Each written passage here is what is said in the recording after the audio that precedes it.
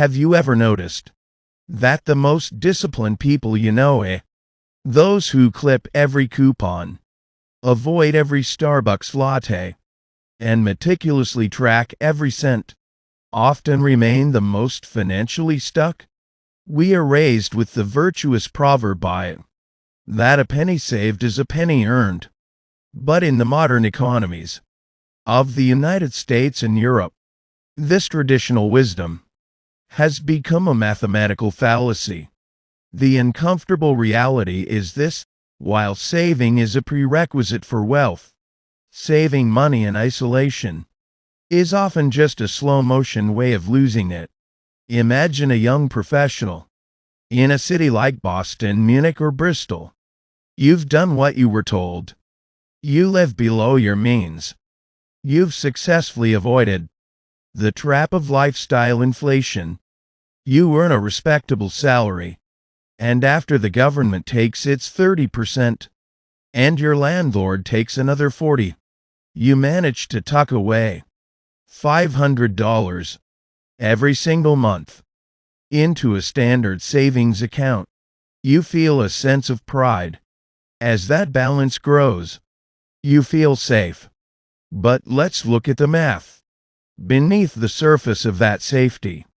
If you save $500 a month for 10 years, you will have $60,000. In the 1970s, that might have been a small fortune. Today, in a mid-sized Western city, that $60,000 might not even cover a 20% down payment on a modest home.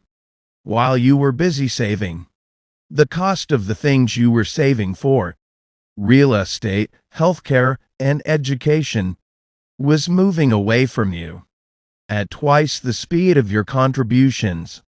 This is the saver's paradox. By holding your wealth in a stagnant form, you are essentially trying to run up a downward moving escalator. The hidden flaw in the savings-only mindset is a failure to account for the silent tax of inflation and the erosion of purchasing power.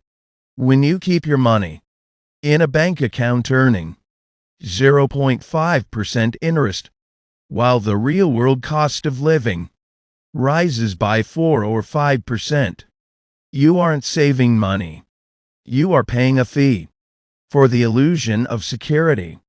Over a decade, your $60,000 might still say 60,000 on the screen, but its ability to buy a life of autonomy has diminished by nearly a third.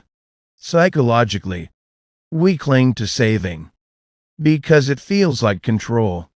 Investing feels like gambling to the uninitiated, whereas a bank balance feels like a fortress.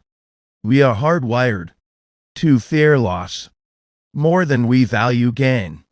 This loss aversion causes us to choose the certainty of a slow decline over the perceived risk of a long-term incline. We view the stock market or income-producing assets as risky, yet we rarely stop to consider the risk of doing nothing, the guaranteed risk that our labor-backed currency will lose its value over time. If this trajectory is ignored, the long-term impact is a state of frugal exhaustion. You reach your late 50s, having sacrificed decades of experiences and comforts, only to realize that your mountain of cash is actually a molehill.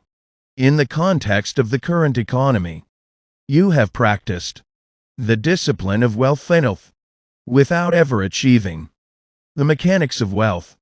You are forced to keep trading your limited hours for money because your money never learned how to trade its hours for you. Financially intelligent people view money not as a prize to be hoarded, but as a tool to be deployed. They understand that there are two types of income: labor income and capital income. Saving is merely The process of gathering the seeds. If you just keep the seeds in a jar, they will eventually rot. To get rich, you must plant them. They don't think in terms of how much do I have? They think in terms of how much is this capital producing? They recognize that in a debt-based global economy, the system is designed to reward owners and penalize savers. Instead of trying to outsave inflation, they buy assets that are the drivers of inflation: equities, productive real estate, or businesses. They accept the short-term volatility of the market in exchange for the long-term certainty of growth. They realize that the only way to stop trading time for money is to own things that become more valuable while they sleep.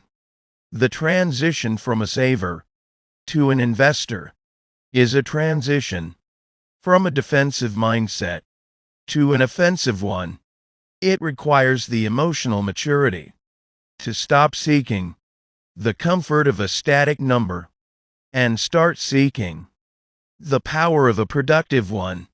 Saving is the foundation, but it is not the house. It is the fuel, but it is not the engine. The goal isn't to have a large pile of cash. The goal is to have a life that is no longer dependent on your physical presence at a desk. And that is a destination that saving alone can never reach.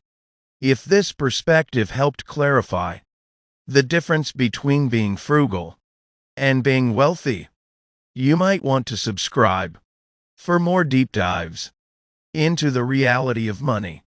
Thank you for listening.